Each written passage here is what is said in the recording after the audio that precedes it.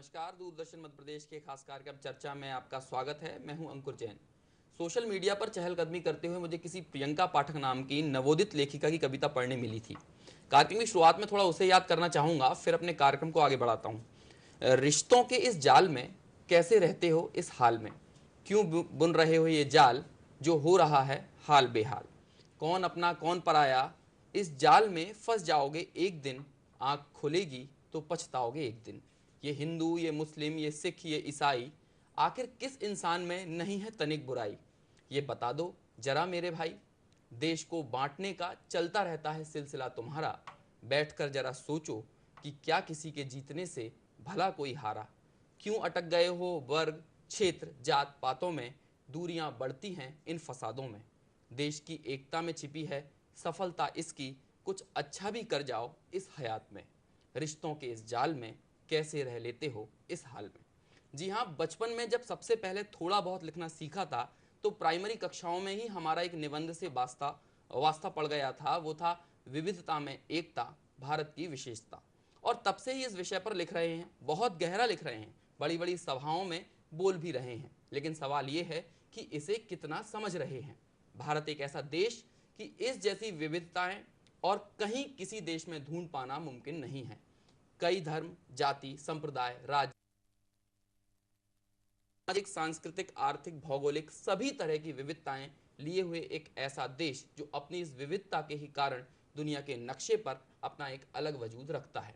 अनेक विविधताओं के बावजूद हमारी एकता महज बौद्धिक तौर पर विचार करने के लिए नहीं है, बल्कि रूहानी तौर पर भी महसूस करने के लिए है। आज हम एक बार फिर राष्ट्र की उस एकता पर विचार करने के लिए यहाँ उपस्थित हैं, जिसका सपना लोह पुरुष सरदार वल्लभ भाई पटेल से लेकर हमारे देश के कई महापुरुषों, स्वतंत्रता सेनानियों, बुद्धिजीवियों ने देखा था।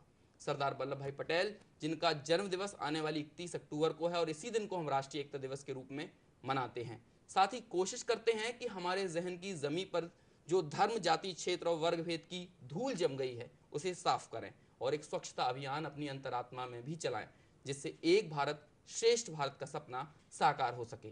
प्रधानमंत्री नरेंद्र मोदी ने वर्ष 2015 में 31 अक्टूबर के ही दिन भारत सरकार की एक भारत श्रेष्ठ भारत नामक नई पहल शुरू करने की बात कही थी, जिसका उद्देश्य देश के विभिन्न भागों के वर्तमान सांस्कृतिक संबंधों को और मजबूत करना, देश के अलग अलग राज्यों में रहने वाले लोगों के बीच आपसी संपर्क बढ़ाना था। और ये जो पहल आज भी चल रही है, तो इसी उद्देश्य के साथ इसे आज संचालित किया जा रहा है। भारत छोड़ो आंदोलन की 75वीं वर्षगांठ पर जिस न्यू इंडिया के सपने को संजोते हुए संकल्प सिद्धि अभियान चलाया गया था, उसमें भी सांप्रदायिकता, जातिवाद, क्षेत्रवाद जैसी विसंगतियों को भारत से बाहर निकालने का संकल्प दोहराया गया था, क्योंकि ये देश की एकता को सबसे ज्यादा चोट पहुंचाने वाले घटक हैं। तो राष्ट्रीय एकता दिवस और राज्यों एवं रियासतों के एकीकरण में महत्वपूर्ण भूमिका निभाने वाले सरदार वल्लभ भाई पटेल की जयंती पर ही आज के इस कार्यक्रम में हम चर्चा करेंगे और जानेंगे कि कैसे एक भारत श्रेष्ठ भारत का सपना साकार किया जा सकता है। और इस विषय पर चर्चा के लिए हमारे साथ हैं वरिष्ठ चिंतक, हिंदी समीक्षक, समालोचक, साहित्यकार डॉक्टर विजय बहादुर सिंह जी। हिंदी भाषा और साहित्य से थोड़े भी जुड़े व्यक्ति विजय बहादुर सिंह जी के नाम से अपरिचित नहीं होंगे। बहुत लंबा समय इन्होंने हिंदी साहित्य, हिंदी भाषा की सेवा में पूरा जीवन ही अपना समर्पित किया है। इसके अलावा हमारे साथ है प्रदेश स्तरीय राष्ट्रीय एकता परिषद के उपाध्यक्ष रमेश शर्मा जी, जो कि वरिष्ठ पत्रकार भी हैं और अपने साथ पत्रकारिता का लंबा अनुभव रखते हैं। तो चर्चा की शुरुआत करता हूं। सबसे पहले शर्मा जी, आपसे ही मैं कार्यक्रम को यहाँ आगे बढ़ाना चाहूंगा कि मौजूदा दौर में राष्ट्रीय एकता दिवस क्या वाकई में अपना कोई अर्थ रखता है, या ये भी दूसरे आयोजनों की तरह महज रस्म अदायगी तो नहीं है।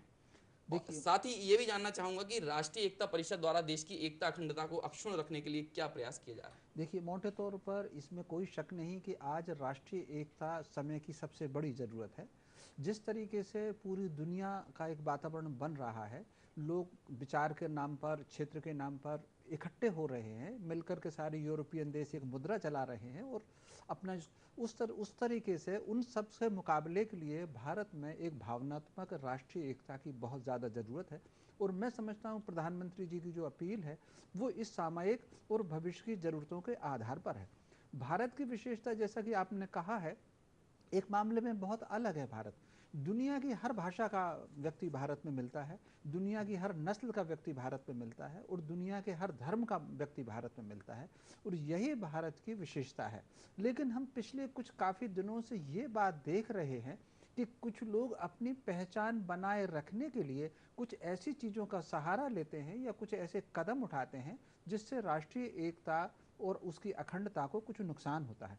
तो इस एकता दिवस का उद्देश्य यही है, और विशेषकर इसको सरदार वल्लभ भाई पटेल से जोड़ा गया है। उसके पीछे उसका कारण केवल ये है, क्योंकि सरदार वल्लभ भाई पटेल ने, अगर आप आज़ादी के उस दौर को देखें, अंग्रेजों ने भारत को कहीं ना कहीं टुकड़ों में बांटने की साजिश बहुत की थी। उन्होंने जो साजिश की थी केवल भारत और पाकिस्तान के रूप में साजिश नहीं की थी, बल्कि एक प्रकार से उन्होंने सारी रियासतों को ये ऐलान किया था कि ये उनकी इच्छा के ऊपर है कि वो भारतीय परिसंघ में शामिल हों या ना हो, किस तरीके से शासन चलाएं। लेकिन सरदार पटेल ने योजना पूर्वक सारी रियासतों को इकट्ठा करके जिस तरीके से गणतंत्र की स्थापना की, वो एक अपने आप में बहुत पहल है। और विशेषकर जो 4-5 रियासतों में उन्होंने थोड़ा अलग से भी प्रयास किया, जिसमें जूनागढ़ है, जिसमें जैसलमेर है, जिसमें भोपाल रियासत भी है। तो वो जो उनका प्रयास था, इसलिए एकता के लिए सरदार वल्लभ भाई पटेल हमेशा जाने जाएंगे। एक और बात उन्होंने कही थी, अपने हर भाषणों में भी कही, लेखों में भी कही, और समय समय पर जो उनकी टिप्पणियां आती रहती थी उसमें भी उनकी बात आती थी। उन्होंने कहा था कि घर से बाहर अगर हम निकलते हैं तो हमारी पहचान एक राष्ट्र के ऊपर होना चाहिए। हम कौन सी भाषा बोलते हैं, हम कौन सा धर्म अपनाते हैं, हमारी पूजा पद्धति क्या है, ये हमारा निजी विषय है और ये घर के भीतर रहना चाहिए। घर के बाहर अगर हम निकलते हैं तो हमको एक भारत के नागरिक के रूप में निकलना होगा। आज जिस तरीके से पूरा विश्व एक गांव बन गया है, इस तरह की सोच की बहुत ज़्यादा ज़रूरत है। हमको न केवल भावनात्मक एकता में बल्कि हर लिहाज से एकजुट होने की, आगे बढ़ने की बहुत सख्त ज़रूरत है। जी, बहुत अच्छी बात आपने बताई, लेकिन साथ में एक और चीज़ पूछना चाहूँगा कि राष्ट्रीय एकता परिषद, हाँ, हम ये जो इसके ज़रिए आप क्या कार्य ये करते मध्य हैं? प्रदेश शासन का एक संस्था जी, है, उसका नाम है राज्य स्तरीय राष्ट्रीय एकता समिति। उसके उपाध्यक्ष का दायित्व मुझे है। हम सामाजिक समरसता के लिए, हमारा चूंकि कार्यक्षेत्र मध्य प्रदेश है, तो हम सामाजिक समरसता के लिए पूरे मध्य प्रदेश में सम्मेलन करते हैं, विशेषकर महाविद्यालयों में संगोष्ठी करते हैं, और वो सारा कारण हम बताते हैं कि भारत अगर रहा है, न केवल सरदार पटेल की स्थिति में, अगर वैदिक काल से आज तक तो देखें तो यहाँ हमेशा एकता पर बहुत जोर दिया है।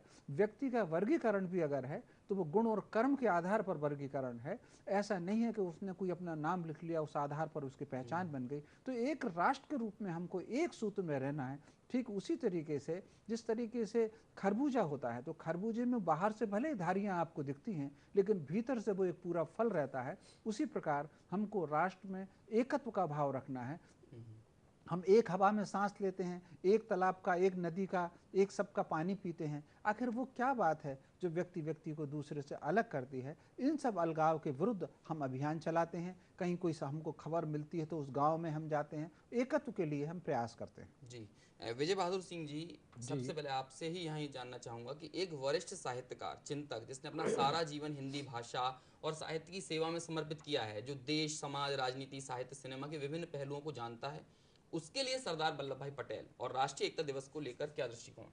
देखिए, हम लेखकों का काम तो बगैर इस बोध के चलता ही नहीं, क्योंकि हम तो राष्ट्र का भी अतिक्रमण करके विश्व में चले जाने वाले लोग हैं। जी। जैसे हमारे यहाँ एक बहुत बड़े महान नाटककार हुए हैं, जयशंकर प्रसाद। जी। उनका एक नाटक है चंद्रगुप्त।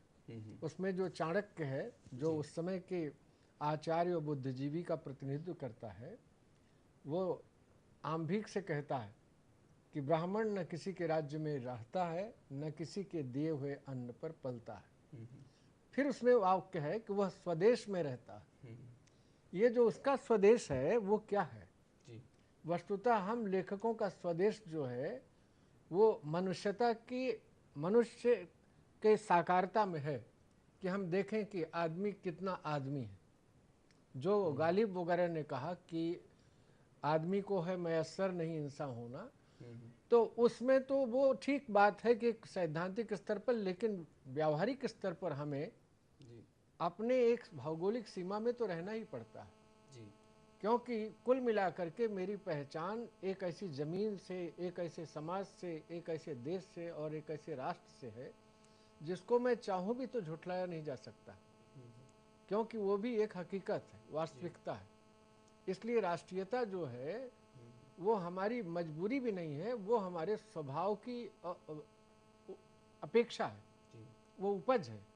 उससे हम बचकर कहाँ जाएंगे, क्योंकि आप देखेंगे कि पूरा का पूरा जो हिंदी साहित्य है, खास तौर से 1857 से लेके बाद का, जिसमें मैथिली शरण गुप्त, दिनकर, सुभद्रा कुमारी चौहान वगैरह सब आए, तो सब राष्ट्रीय एकता के लिए ही अपनी कविताएं लिख रहे थे, और छायावाद भी उसी में आया।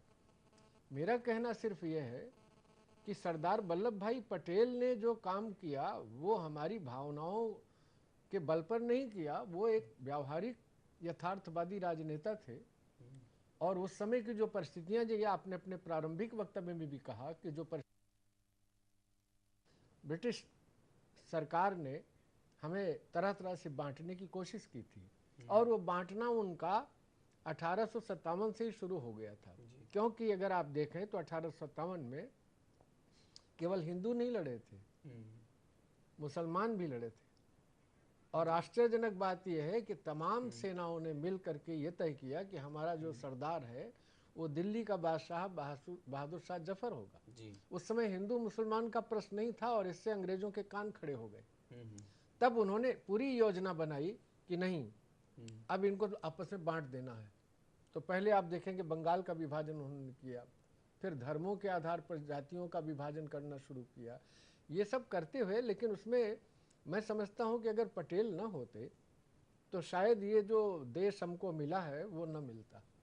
उसका कारण ये है कि नेहरू तो एक प्रकार से बहुत ऊंची कल्पनाओं में खोए हुए और आधुनिक निर्माण के आदमी थे, लेकिन व्यवहारिक जो यथार्थ था उसको जितना पटेल समझते थे और उसको माने क्रियान्वित करने की जितनी क्षमता उनमें थी, वो शायद दूसरों में नहीं थी। मैं यहाँ पे थोड़ा आपको रोकना चाहूँगा, ब्रेक के लिए हमें यहाँ रुकना होगा। ब्रेक के बाद इस चर्चा को आगे बढ़ाएंगे।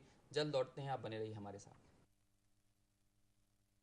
एक कुर्ता पैजामा सिलाना है। तुम्हारा नाप तो है ही। आपने अभी तक इन्हें अपनी छोटी सी दुकान में ही बिठा के रखा हुआ है। अल्पसंख्यक मंत्रालय की एक स्कीम है जिसमें आपके हुनर को अच्छे तरीके से तराश कर आपको इस काबिल बनाया जाता है कि आप इस तरक्की की दौड़ का हिस्सा बने, और जरूरत के मुताबिक आपको भरपूर आर्थिक मदद भी मिलती है। ये सब मुमकिन हुआ है भारत सरकार के अल्पसंख्यक मंत्रालय की गरीब नवाज कौशल विकास और सीखो कमाओ जैसी तरक्की की हमसफर योजनाओं से। आप भी हिस्सा बनिए। Empowerment without appeasement. जरा अपना मोबाइल तो दिखाइए। घर में घुसते ही तेरे मोबाइल का खेल शुरू। चल पहले कपड़े बदल। आज तेरे अब्बू बहुत परेशान है। तुम दोनों की फीस बाकी है। पर अब मोबाइल तो दो, फिर हम आपको एक जादू दिखाते हैं। आपकी सारी परेशानी छू मंतर। हाँ। अच्छा तो ले दिखा अपना छू मंतर जादू। हाँ। लीजिए आपकी सारी परेशानी छू मंतर। आ गया अल्पसंख्यक मंत्रालय से स्कॉलरशिप का मेरा 10,000 रुपया और आपा के 15,000 रुपए। मदद हमारी, मंजिल आपकी, सबका साथ, सबका विकास। झाड़ के पीछे, पेड़ के नीचे, तालाब के आजू, पटरी के बाजू, करते हो तुम पेट हल्का, ना शौचालय ना है नल का, फैल गई गंदगी बीमारी चारों ओर। अरे इसीलिए बॉस शट द डोर। मतलब दरवाजा बंद करो, दरवाजा बंद, दरवाजा बंद तो बीमारी बंद। अरे खुले में जब शौच करोगे, खुल के रोग फैलाओगे, तो भाई बीमार पड़ोगे सब संग। तो क्या करें? दरवाजा बंद करो, दरवाजा बंद, दरवाजा बंद तो बीमारी बंद।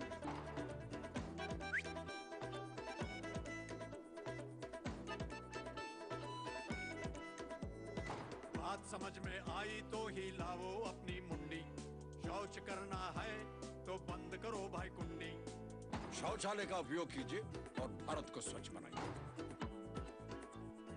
ब्रेक के बाद आपका एक बार फिर स्वागत है। हम बात कर रहे हैं एक भारत श्रेष्ठ भारत के ऊपर राष्ट्रीय एकता दिवस जो 31 अक्टूबर को पूरे देश भर में मनाया जाने वाला है, उसी संदर्भ में यहाँ पर आज हमारी चर्चा चल रही है।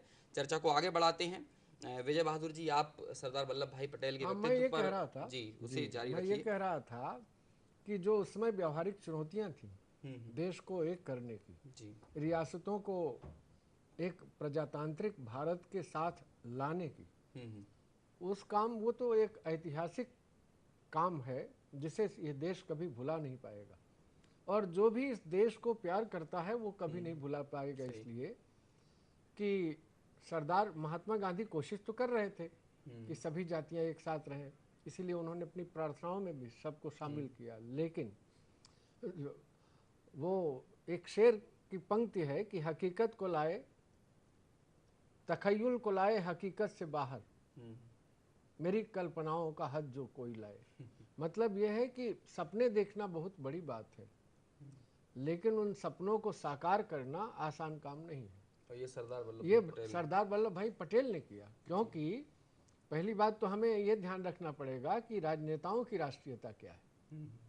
राजनेताओं की राष्ट्रीयता सीखनी हो तो कम से कम व्यावहारिक राष्ट्रीयता तो सरदार पटेल से सीखनी चाहिए कि भाई बांटो मत, सभी इस देश में पैदा हुए हैं, सभी इस देश के बेटे हैं, वे किसान हैं कि अफसर हैं कि राजनेता हैं, लेकिन सबकी अपनी अपनी भूमिका है। यहाँ तक कि हमारे एक महान लेखक आचार्य रामचंद्र शुक्ल ने ये लिख दिया कि जज किसी समाज में उतना महत्वपूर्ण नहीं है जितना महत्वपूर्ण एक मेहतर है जो माँ के बाद पूरे समाज की सफाई करता है। ये बात लिख दी। इसलिए आप ये कैसे कहते हैं कि नहीं फला आदमी बहुत महत्वपूर्ण है और फला आदमी नहीं महत्वपूर्ण है। ये जो हमारी दृष्टि है हम लेखकों की, हम ये देखते हैं कि माँ अगर हमारे बिस्तर को बचपन में साफ न करे तो हमारी दशा क्या होगी। उसी तरह से जो सड़क और समाज का साफ कर रहा है, अक्सर देखा जाता है वो तो- भारत माता के नाम पर बहुत विवाद करते हैं, जबकि भारतीयों को हटा के भारत देखिए माता क्या रह वो जाएगी? तो लिख दिया कि वो पंत जी ने लिखा है कि भारत माता ग्रामवासिनी। इसलिए मैं मानता हूँ कि मैथिली शरण गुप्त उतने बड़े राष्ट्रीय लेखक नहीं है जितने बड़े प्रेमचंद हैं। क्योंकि असली जो भारत है, जो एक्चुअल हम देख रहे हैं आज तक जो किसान आत्महत्याएं वगैरह कर रहे हैं, असली भारत तो वो है। मान लीजिए आप एक दो फसल मत आने दीजिए, फिर आप भोपाल में भूखे मरेंगे, खाएंगे क्या। अभी मैं परसों नरसों गया था सब्जी लेने, तो अचानक देखा कि सब्जियों का दाम बहुत बढ़ गया है। तो मैंने पूछा कि क्या बात है, तो उसने कहा कि 4-5 दिनों से दिवाली के उपलक्ष्य में उत्साह में किसान जो है अपना सामान लेके शहर में आया ही नहीं। तो आप जिन किसानों को उपेक्षा की दृष्टि से देखते हैं, मैं समझता हूँ ये बेहद घनघोर अराष्ट्रीय कर्म है।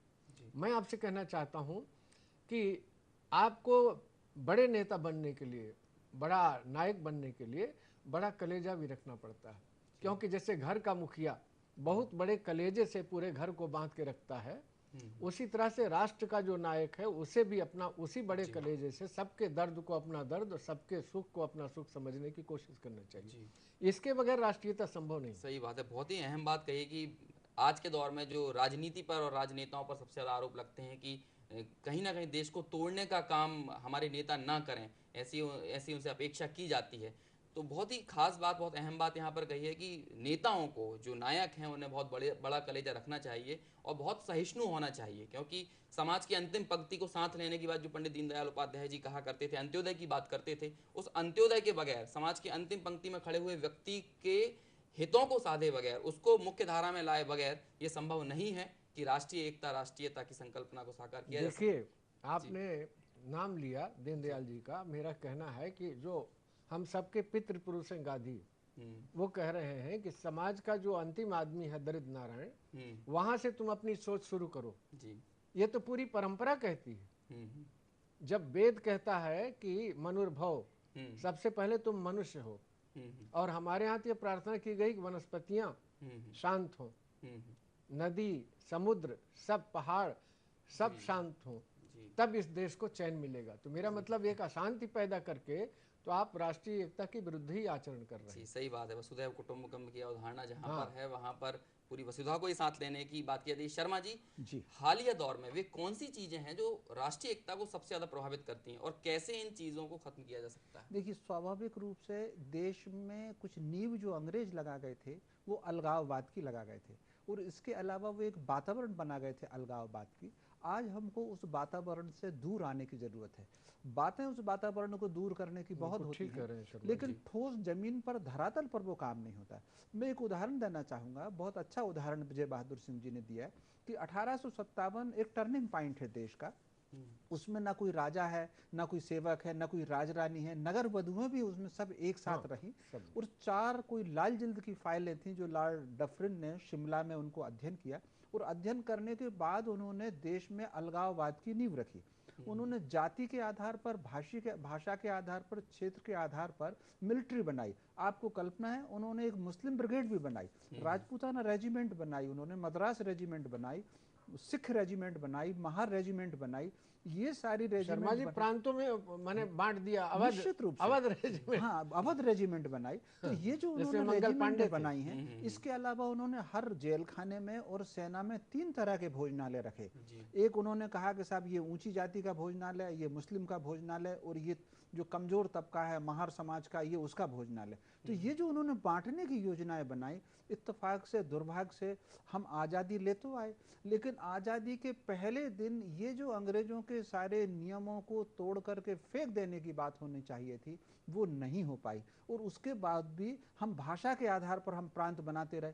सरदार पटेल ने एक जबरदस्त योजना लागू की, यद्यपि इसका डॉक्यूमेंट मुझे कहीं नहीं मिला, लेकिन वो परिवर्तन मुझे 47 के बाद की व्यवस्था में देखने को मिला। उन्होंने दक्षिण भारत के बहुत से कर्मचारियों को उत्तर भारत भेजा, उत्तर भारत के बहुत से कर्मचारियों को उन्होंने दक्षिण भारत भेजा। मध्य प्रदेश में उत्तर प्रदेश के लोग आए, मध्य प्रदेश के लोग मद्रास में गए। तो कहीं ना कहीं भारत को एकीकरण का, बंगाल के लोग, जी जी जी, ये जो पहल प्रधानमंत्री ने शुरू की थी, इसमें भी कहीं ना इसमें भी ये बात है। वो फिर प्रधानमंत्री, वर्तमान जो प्रधानमंत्री हैं नरेंद्र मोदी जी, वो सबका साथ सबके विकास की बात करते हैं। वो किसी जाति की बात नहीं करते, वो क्षेत्र की बात नहीं करते, वो धर्म की बात नहीं करते। उन्होंने नारा ही दिया कि सबका साथ और सबका विकास। मैं समझता हूँ ये भाव बीच में आना चाहिए, लेकिन कई बार जो निचले स्तर की राजनीति होती है वो राजनीति के ऊपर थोड़ी सी भारी पड़ जाती है। मैं समझता हूँ जो राजनेताओं को राजनीति और राजनीति में अंतर करना चाहिए। ये ठीक है, एक दिन वोट के दिन उससे थोड़ा सा लाभ मिल जाएगा, लेकिन हमको जाति से, धर्म की बातों से ऊपर उठ करके एक राष्ट्र की बात करना चाहिए। तब तो हम ये एकता दिवस को न केवल सार्थक कर पाएंगे, बल्कि देश को एक हम मजबूत कर पाएंगे। और वो जो सारी की सारी परंपराएं अंग्रेज छोड़ गए थे, उन सारी परंपराओं को छोड़ करके हमको जो भारत की जो स्थिति है, जिसमें कहा गया है कि कौन भारतीय श्रेष्ठ बनेगा, ऋग्वेद के 90 मंडल में आया है, जो सत्य में, धर्म में और परोपकार में, सत्य में, अहिंसा में और परोपकार में जो इसकी प्राथमिकता देगा, वो भारतीय होगा, वो आर्य होगा, वो मनुष्य होगा। ये जो हमारे यहाँ की प्राथमिकताएं हैं, हमारे यहाँ जो उपनाम भी थे वो भी गुण और कर्म के आधार पर थे। अगर मान देखो जो वर्ण व्यवस्था का विभाजन है वो भी नाम से और जन्म से बिल्कुल नहीं था। तो ये जो भारतीय मूल था, मानवत्व का मूल था, और चूंकि मानवत्व का मूल केवल हमारे यहाँ था, इसलिए भारत विश्व गुरु कहलाता था। यूनिवर्सिटियाँ केवल हमारे यहाँ थी, पूरी दुनिया के लोग यहाँ पढ़ने आते थे। लेकिन अब इत्तेफाक से हम अपनी सारी चीज़ भूल करके किसी दूसरे के जो पीछे लग रहे हैं, सारा नुकसान हमको उसमें है। हमको फिर से लौट करके एक राष्ट्र, एक नागरिक, हमने तो अद्वैतवाद का जो सिद्धांत है, न केवल मनुष्य, हमने तो पेड़ में, पौधे में, प्राणियों में, कुत्ते में, बिल्ली में, चींटी में, शेर में, हाथी में, सब में एक ही ब्रह्म की कल्पना की है। तभी तो वह अद्वैतवाद का सिद्धांत जो पूज्य आदि शंकराचार्य जी ने स्थापित किया था, वेदांत का।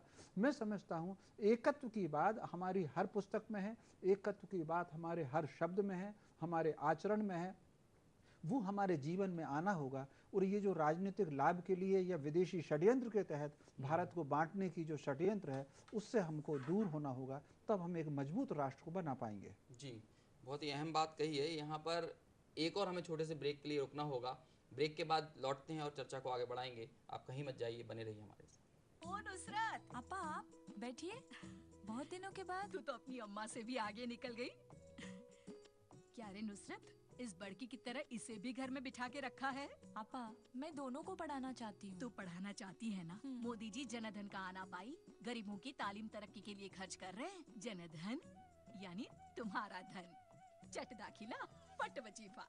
अल्पसंख्यक युवाओं के शैक्षणिक सशक्तिकरण के लिए, एजुकेशनल एम्पावरमेंट के लिए pre matric, post matric, merit cum means scholarship Bharat सरकार के अल्पसंख्यक मंत्रालय का मिशन तहरीक तालीम। देश के हो रहे निरंतर विकास में फर्क पड़ता है, स्वयं की प्रतिष्ठा और प्रगति में फर्क पड़ता है, जन सुविधाओं की बेहतरी में फर्क पड़ता है। ये फर्क पड़ता है समय पर इनकम टैक्स रिटर्न फाइल करने से। जो कंपनी व अन्य व्यक्ति समय पर अपना इनकम टैक्स रिटर्न फाइल करते हैं और अकाउंट ऑडिट करवाते हैं, उनको अनेकों सुविधाओं का लाभ मिलता है। लेकिन यदि आपने समय पर रिटर्न फाइल नहीं किया तो अपेक्षित ब्याज पेनल्टी व अभियोजन लगाया जा सकता है और यदि अकाउंट ऑडिट नहीं कराया तो जुर्माना भी लग सकता है। इसलिए याद रहे, कंपनियों को और जिन लोगों को अकाउंट ऑडिट करवाने की आवश्यकता है, उनकी रिटर्न फाइल करने की अंतिम तारीख 31 अक्टूबर 2017 है। देश का भविष्य है आपके हाथ। समय पर इनकम टैक्स रिटर्न फाइल कर दीजिए ऑपरेशन क्लीन मनी का साथ। प्रिय किसान बहनों और भाइयों, नमस्कार। मुझे कई किसान भाइयों ने शिकायत की थी कि अपना अनाज मंडी में बेचने के बाद उनको तत्काल नगद राशि की आवश्यकता होती है, लेकिन उनको अनाज बेचने के बाद नगद राशि नहीं दी जा रही है। इसके कारण उन्हें अनेकों कठिनाइयों का सामना करना पड़ रहा है। हमने इस संबंध में विस्तृत निर्देश जारी किए हैं ताकि किसान को 50,000 रुपये तक की राशि नगद मिल जाए। अगर किसान भाई 50,000 रुपये तक का अनाज बेचते हैं तो सारी नगद राशि का भुगतान उनको किया जाएगा, और अगर 50,000 रुपये से ज़्यादा का अनाज का विक्रय करते हैं तो 50,000 रुपये तक की राशि का भुगतान उनको नगद किया जाएगा। शेष बची राशि का भुगतान आरटीजीएस के माध्यम से बैंक खाते में किया जाएगा, जहां से वो अपनी राशि निकाल सकते हैं। मैं ये भी स्पष्ट कर देना चाहता हूं व्यापारी भाइयों को कि बैंक खाते से नगद निकासी में व्यापारी पर निकासी की सीमा का कोई प्रतिबंध नहीं है। बैंक खाते से नगद निकालने पर कोई बैंक चार्ज भी दे नहीं है। किसी भी मंडी व्यापारी द्वारा 50,000 रुपये तक के दिन भर में कितने भी किसानों को नगद भुगतान किया जा सकता है। किसान को भी 50,000 रुपये तक नगद प्राप्त करने में आयकर कानूनों में कोई बाधा उत्पन्न नहीं होती। समस्त बैंकों की ग्रामीण शाखाओं में नकदी की पर्याप्त व्यवस्था सुनिश्चित की जा रही है। ये सरकार आपकी है, किसानों की है, और किसानों को कोई दिक्कत ना हो, इसके सभी आवश्यक निर्देश जारी किए गए हैं। मेरी व्यापारी भाइयों से भी अपील है कि किसान भाइयों को कोई दिक्कत ना हो, इसके लिए सभी आवश्यक व्यवस्थाएं सुनिश्चित करें। और किसान भाइयों से मेरा कहना है कि कोई भी दिक्कत आए तो अपने कलेक्टर के पास वो इसकी सूचना दें, ताकि अगर आपको कोई दिक्कत आ रही हो, कोई परेशानी हो, तो वो दूर की जा सके। मैं आपके साथ हूँ, सरकार आपके साथ है, किसान को कोई परेशानी नहीं होने देंगे। बहुत बहुत धन्यवाद। ब्रेक के बाद आपका एक बार फिर स्वागत है। हम बात कर रहे हैं राष्ट्रीय एकता दिवस के संदर्भ में एक भारत श्रेष्ठ भारत की संकल्पना को आखिर कैसे साकार किया जाए, और चर्चा को आगे बढ़ाते हैं। डॉक्टर साहब, आपसे ही मैं यहाँ पर पूछना चाहूंगा कि ये बात सही है कि राष्ट्रीय एकता को कायम रखने में शासन प्रशासन पर महत्वपूर्ण जिम्मेदारी होती है, नेताओं से हम अपेक्षा करते हैं, लेकिन समाज के अपने क्या दायित्व हैं? लोगों का अपना आत्मानुशासन, आत्मबोध राष्ट्रीय एकता के लिए कितना जरूरी है? देखिए, बहुत पुरानी कहावत है, यथा राजा तथा प्रजा। उससे सीधे आप निष्कर्ष निकालिए कि वो जो गंगोत्री है या भ्रष्टोत्री है, अगर वहां से शुरू होगी तो प्रजा के ऊपर जो शासन का प्रभाव है वो तो रहेगा नहीं। प्रजा कब अक्सर वो कानूनन रहना चाहती है, क्योंकि गांव में अभी तक इतने थाने थोड़े हैं। वो तो सामूहिक एकता उनकी रहती, बनी रहती, सबको एक दूसरे पर निर्भर करना रहता है। कहना ये है कि राष्ट्रीयता जो है सबसे पहले उसकी तलाश होनी चाहिए कि कहाँ सबसे कम है। तो मैं कहूँगा कि वो जगह राजनीति और प्रशासन है। चूंकि वे राष्ट्रीयता का पालन नहीं करते व्यवहारिक धरातल पर, इसलिए जनता जो है उसमें जो ताकतवर लोग होते हैं वह पहले नियम तोड़ते हैं और फिर उसके बाद शेष सारे लोग अभ्यस्त हो जाते हैं। तो इसलिए मेरा ये कहना है कि राष्ट्रीयता की चर्चा वह आपस में करें, नौकरशाह और राजनेता और राजनीति। क्योंकि अगर एक पार्टी ने अच्छा काम भी किया तो दूसरी पार्टी कभी उसकी सराहना नहीं करेगी। इसमें केवल वाजपेयी जी अपवाद थे। बांग्लादेश के मामले में जब उन्होंने इंदिरा गांधी को कह दिया कि हमारी दुर्गा है।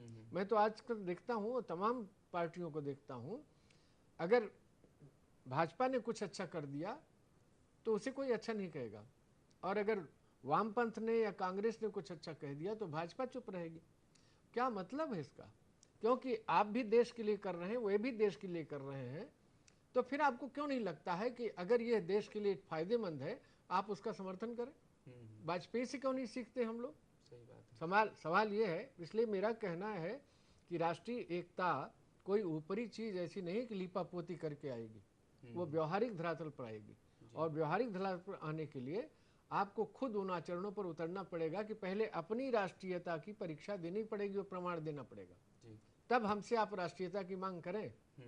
अभी कल ही सुप्रीम कोर्ट ने कहा कि आप कंधे पर बंदूक रख करके आप लोगों से राष्ट्रगान नहीं गवा सकते, उनके भीतर से ये मांग आनी चाहिए। ठीक है ना? तो सवाल यह है कि ऐसा हो क्यों रहा है? क्या ये लोग बहुत असंवेदनशील हैं, जड़ हो गए हैं? नहीं, यही देश था जिसने 42 में किया, यही देश ना 57 में किया, यही देश है जिसने चौरी चौरा में किया। तो क्या ये सारे के लोग मर गए? उसमें आप जानते हैं सारे किसान थे।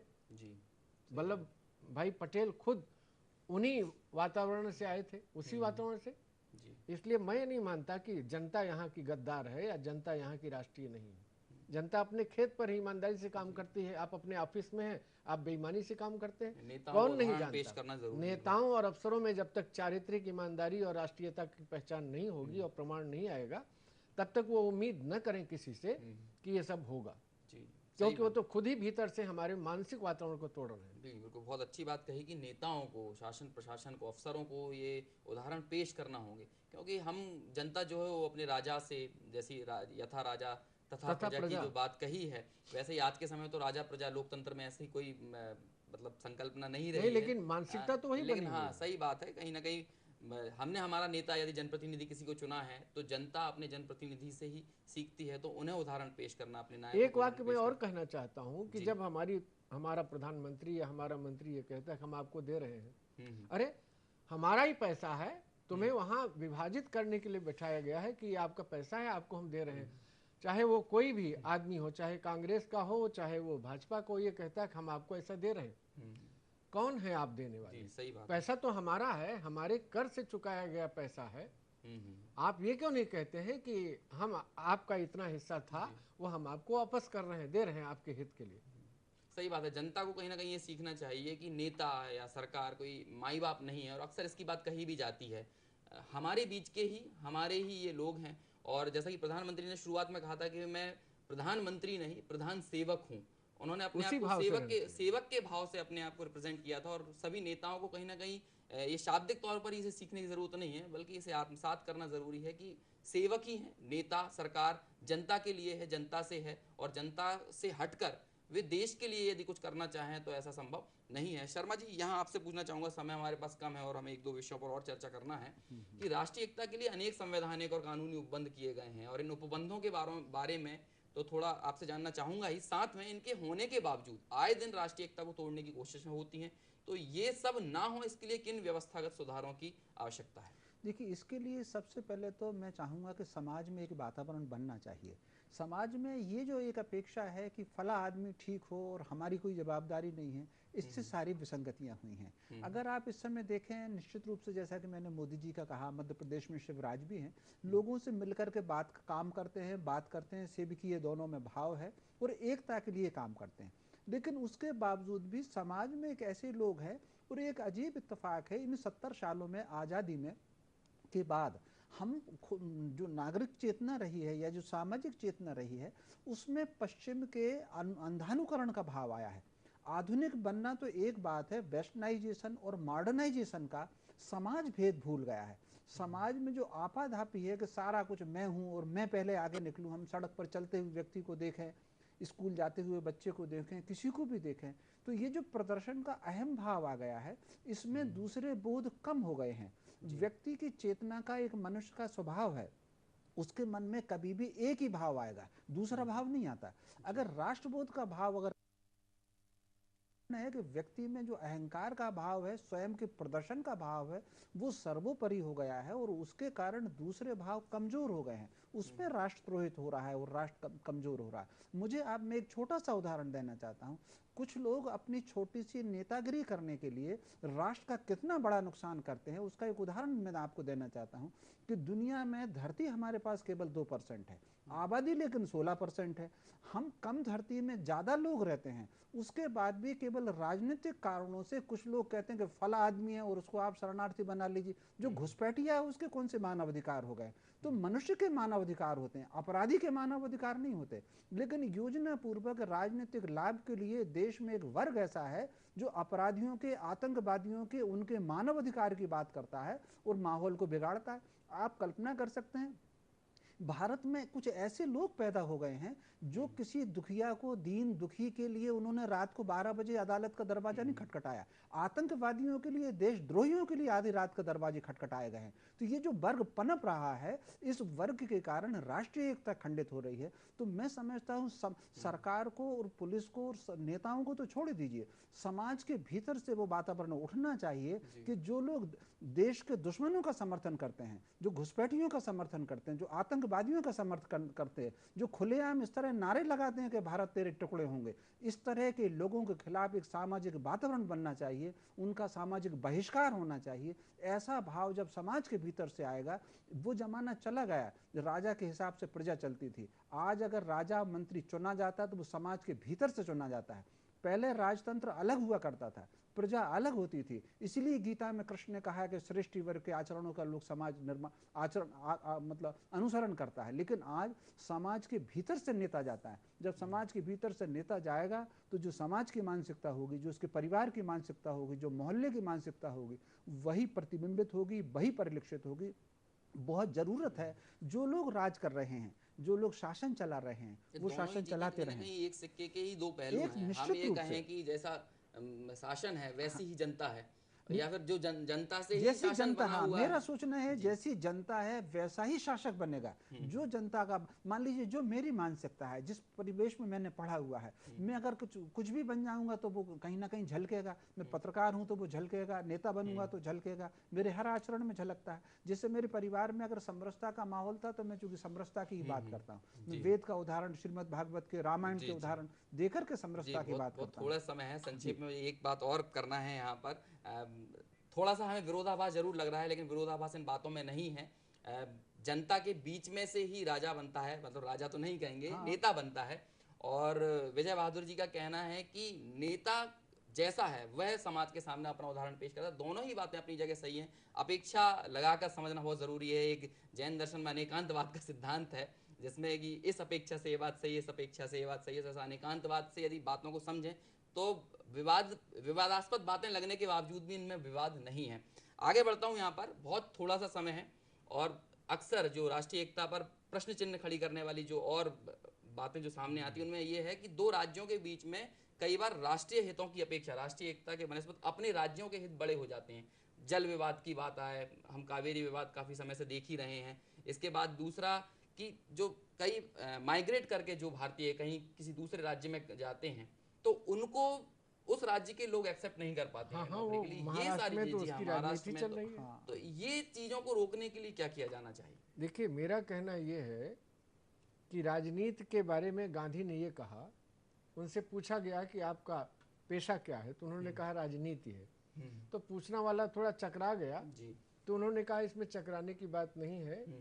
जो जनता के हित के लिए काम किए जाते हैं उन्हें राजनीति कहते हैं। सवाल यह है कि अगर आप जनता का हित पीछे करके सत्ता की राजनीति करेंगे तो कभी भी समाज एक नहीं होगा, चाहे कोई भी पार्टी हो। ये आप ध्यान रखें। इसलिए हमेशा वो राजनीति करनी चाहिए जो गांधी ने कहा। इसलिए जो अभी विवाद हो रहे हैं, मैं कभी कभी ये सोचता हूँ, हालांकि पता नहीं इसको लोग मंजूर करेंगे कि नहीं, कि इस देश की सत्ता में आने से पहले इस देश की पूरी प्रकृति को, व्यवस्था को और इसके पूरे आत्मा को समझना होगा। अपने यहाँ जो राजा बनाए जाते थे उनको ये सब शिक्षा दी जाती थी। राम का राम होना जब तक संभव नहीं होगा, जब तक कि सचमुच वैसा आचरण में न हो। ये ध्यान रखिएगा, राजनीति जो है वह आचरण मांगती है। हम लोगों का काम तो लिखने से चल जाएगा, भावना से चल जाएगा। राजनीति में भावना से नहीं चलेगा। वहाँ आदमी देखता है कि आप क्या आचरण कर रहे हैं। अफसरशाही में देखता है आदमी क्या आचरण कर रहे हैं। आप देवता हैं कि राक्षस है, उसे वो अपने मानवीय प्रयोजनों से और स्वार्थों से समझता है। इसलिए वो केवल मौखिक बात नहीं है, और इसलिए हमारे राजनेताओं को और अफसरों को समझना होगा कि पहले वह अपना चरित्र दुरुस्त करें जो गैर राष्ट्रीय है, तब फिर जनता से अपेक्षा करें, क्योंकि जनता उनसे कई गुना अधिक, कई जन्मांतरों तक राष्ट्रीय है और राष्ट्रीय एकता चाहती है। जी बिल्कुल सही बात है। ये ऐसा विषय है जिस पर हम घंटों बात करें तो भी समय कहना चाहिए कम ही पड़ेगा, और वही समय की बाध्यता यहाँ हमारे पास भी है। दोनों ही हमारे जो विशेष अतिथि थे, दोनों ने ही अपने बहुत ही महत्वपूर्ण अहम विचार इस विषय पर हमारे साथ साझा किए। दोनों का ही, रमेश शर्मा जी आपका, विजय बहादुर सिंह जी आपका बहुत बहुत शुक्रिया हमारे इस कार्यक्रम में शामिल होने के लिए और इतने महत्वपूर्ण विचार आपके हमारे साथ साझा करने के लिए, दर्शकों के साथ साझा करने के लिए।